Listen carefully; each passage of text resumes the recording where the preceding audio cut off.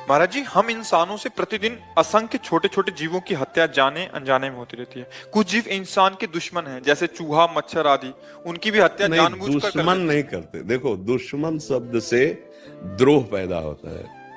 जैसे अब किसान अपनी फसल की बस इसमें बड़ी सूक्ष्मता है, उसमें तर्क वितर्क काम नहीं करेगा। जैसे किसान अपनी फसल की रक्षा के लिए मान लो सैकड़ों हजारों चूहे लग गए और उनमें दवा रखेगा, उसका उद्देश्य चूहों को मारना नहीं, फसल की रक्षा करना है। आप सोहनी लगा रहे हैं, आपका उद्देश्य घर साफ करना है, चींटी मारना नहीं है।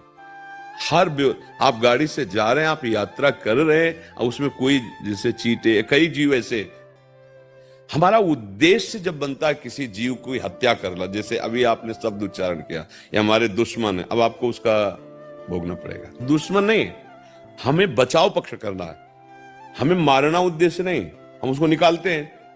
अब वो हमारे बचाव पक्ष में यदि मारा जाता है तो सुरक्षा मच्छर तो मारे जाते हैं।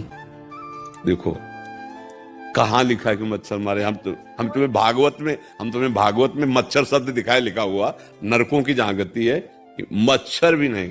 अब देखो हमारे यहाँ काटा मच्छर, हम आपसे बात कर रहे हैं, ऐसे लगा मर गया ना, कोई बात नहीं, समझ रहे आप। अब वो एक ऐसे हमने देखा पट पट ऐसे मार, नहीं भाई, आप मच्छरदानी लगाइए, आप ऐसे धुएं, ऐसी औषधियां लगाइए, वो निकल जाएंगे। पूरी सृष्टि से मच्छर मिटा सकते हो क्या? कुछ मिटा, हमें पाप नहीं करना, बचाव पक्ष में रहना है।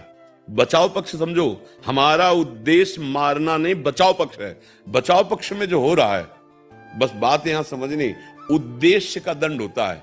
अच्छा, यहां न्याय विभाग बाहरी पॉइंट चाहिए और हमारे यहां न्याय विभाग आंतरिक पॉइंट चाहिए। आंतरिक, हम अपने बचा, जैसे रसोई में बहुत से जीव ऐसे निकलते हैं, आप पहले उनको निकालने की कोशिश कर दीजिए।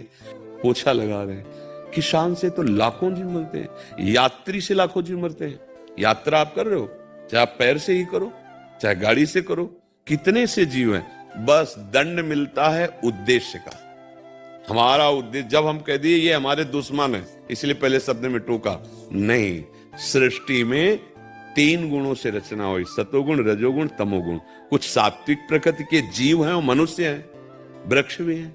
कुछ राजसी प्रकृति के हैं और कुछ तामसिक प्रकृति के हैं। जैसे मच्छर का आहार ही है खून पीना, भगवान ने तो बनाया है। अब अपनी रक्षा आप करोगे, थोड़ी पूरी सृष्टि से मच्छर मिटा दोगे नहीं।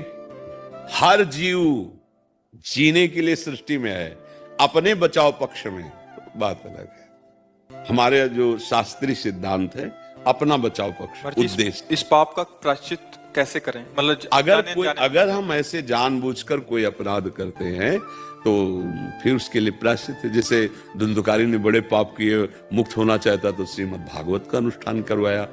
जैसे नाम कीर्तन 24 घंटे का रख लो, भगवान नाम कीर्तन, कोई आए ना आए, 2 लोग बैठ के क्रम से 24 घंटे नाम के, तो नाम संकीर्तनम यस्य सर्व पाप प्रणाशन, समस्त पापों का नाश कर देगा।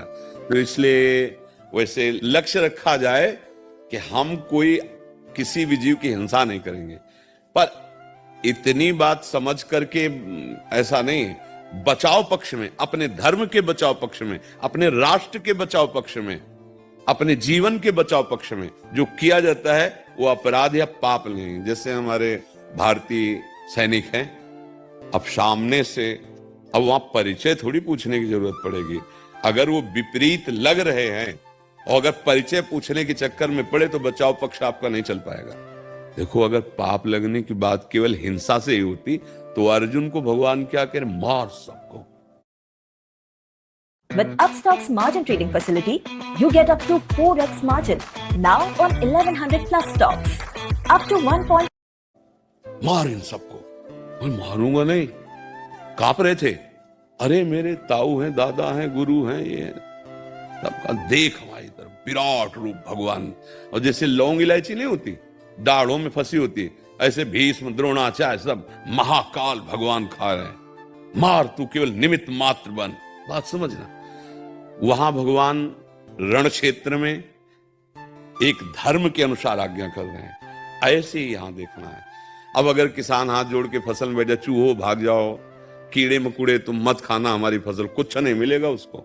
ऐसे ऐसे कीट हैं और वो पूरा जीवन उसी से अतिथि सेवा, परिवार सेवा सब होना, तो ऐसी दवाइयां डालते हैं, ऐसा कार्य करते हैं। तो ये भगवान की सृष्टि है। बचना सिर्फ इस बात से, हमारा लक्ष्य उनको मारना नहीं, अपनी फसल सुरक्षित रखना है। ये हमारे दुश्मन है, ऐसा किसी से भी नहीं, सांप में भी नहीं, बिच्छू में भी नहीं। कितने हम सांपों को गंगा किनारे जैसे रुके रात्रि में देखा यार, तो कभी नहीं काटेंगे। आपका संयोग होगा तो काट लेंगे। आपका अगर मतलब है ना, एक गौतमी नाम की बहुत तपस्विनी माई थी, उसके एक ही लाला था और जंगल में भारी तपस्या में रत थी। वो खेलने के लिए गया तो उसे सांप ने काट लिया, और जो वहां के व्याध आदि थे उठा के लाए और कहा, देवी आपके पुत्र को किसी जहरीले सांप ने काट लिया। तो बहुत मंत्रवेत्ता थी, तुरंत मंत्र उच्चारण किया और सांप सामने आया, और दैवी शक्ति संपन्न थी। उन्होंने कहा, अभी मैं भस्म करती हूं, तूने मेरे बेटे को क्यों काटा? तो उनका क्षमा करना, मैंने नहीं काटा, दिखाई मैं दे रहा हूं। मृत्यु से मैं प्रेरित था, मृत्यु मेरे दिमाग में चढ़ी हुई थी, उसने कटवाया। सांप वहीं बैठा है। मृत्यु का आकर्षण, ये महाभारत में भगवान श्री कृष्ण द्वैपायन व्यास देव जी के द्वारा रचित है। मृत्यु का आवाहन किया, मृत्यु देव आए, बोले मैं तुम्हें भस्म कर दूंगी, मेरे बेटे को सांप से प्रेरित करके कटवाया। बोले क्षमा कीजिए, मैं काल से प्रेरित था, मेरा कोई दोष नहीं, काल की आज्ञा से मैंने ऐसा किया है, काल को आकर्षित किया। काल ने कहा बोलने की जरूरत नहीं है, तुम्हारे बेटे के कर्म से मैं प्रेरित था, इसी अवस्था में इसको ये दंड मिलना था कर्म का, इसलिए मेरे से प्रेरित मृत्यु, मृत्यु से प्रेरित सांप, और सांप को समझ रहे ना, कौन काहू के सुख दुख कर दाता। जैसे कोई कह देता है ना कि हमारे ऊपर कुछ करवा दिया किसी ने, सच्ची मानना, अगर तुम्हारा कर्म तुम्हें दंड देने के लिए उद्यत हो गया है तो तुम्हारे भ्रम आ जाएगा कि भूत चढ़ गया, किसी ने कुछ कर। हम आपको सच्ची कहते हैं, अगर आपका कर्म दंड देने की क्षमता में वाला नहीं है तो चाहे जितना तंत्र मंत्र कोई कर ले, कुछ नहीं होगा आपके ऊपर। हम अपने कर्मों का फल भोगते, हमें भ्रम हो जाता है। वही हम जब दंड मिलना होता है तो जानते हो सबसे पहले क्या होता है? बुद्धि, बुद्धि को बदला जाता है। बुरी दशा आने के पहले बुद्धि, ए तुमको ये तो चक्कर है, बैठ गया, अब चक्कर है, अब जादू टोना झाड़ फूंक और थप्पड़ चल रहे, पिट रहा, कर्मों को भोग नहीं हो रहा है, कर्मों को भोग रहा है, चिमटी से पकड़ के उसको नोच रहे। अब वो उसकी बुद्धि काम नहीं कर, सोच रहा है ऐसे हम ठीक हो जाएंगे, उसका कर्म, और जहां कर्म भोग ठीक हुआ, सच्ची कहते हैं, अपने आप वो फ्रेश हो जाएगा। कर्म भोगों का सारा खेल है। हम जानबूझकर किसी जीव की हत्या का भाव न रखे, स्वाभाविक अपनी सुरक्षा, अपनी वस्तु की सुरक्षा, वो अलग बात है। अगर हम जानबूझ के, जैसे पहला शब्द निकला दुश्मन, फिर वो गलत हो जाएगा ऐसा। जी, विजय कुमार शर्मा जी। आदरणीय गुरु जी, आपके चरणों में कोटि कोटि प्रणाम। महाराज जी, मैं इंडियन नेवी से रिटायर हूँ। मैं कभी यंत्र के चक्कर में, कभी तंत्र, कभी मंत्र, कभी अपने चक्रास, और कभी ऐसा इन्होंने लिखा और भी कुछ लिखा है। अब राधे राधे, मैं बहुत कंफ्यूज हूँ, क्या करूँ और क्या ना करूँ, प्लीज मुझे मेरी राह दिखाइए। अगर आप आध्यात्मिक शब्दों को समझे तो सीधे अभी खत्म हो जाएगा सब आपका संशय। स्थूल शरीर, सूक्ष्म शरीर, कारण शरीर, तीनों माया शरीर है। तीनों का त्याग कर अपने स्वरूप में स्थित हुआ जाता है। अब इसी में सर्च करने में लगोगे क्या? स्थूल का सर्च डॉक्टर कर रहे हैं, समझ रहे हो? और बहुत सूक्ष्म शरीर का योग में है। स्वभाव का परिवर्तन करके, सूक्ष्म शरीर को भगवदाकार करके, स्थूल शरीर के कर्मों से निष्काम होकर अपने स्वरूप में स्थित हो जाओ। ये होगा भजन से। ये सब जिसे कुंडलनी, जागरण, चक्र, वेदन, सब नाम से हो जाएगा। सब नाम जब से, भटको मत, समय नहीं रह गया है। 3 शरीरों का बाध किए बिना भगवत प्राप्ति नहीं होती। अब इसी में सब लगे हैं। स्थूल शरीर आप देख रहे हैं, 5 भौतिक। सूक्ष्म शरीर, अंतःकरण, मन, बुद्धि, चित्त, अहंकार, 5 ज्ञानेंद्रियां, ये सब स्वभाव त्रिगुण माया के द्वारा रचा हुआ। कभी तामसिक स्वभाव, कभी राजसिक स्वभाव, कभी सात्विक स्वभाव। आपको बिना गुणातीत हुए भगवत प्राप्ति थोड़ी हो जाएगी।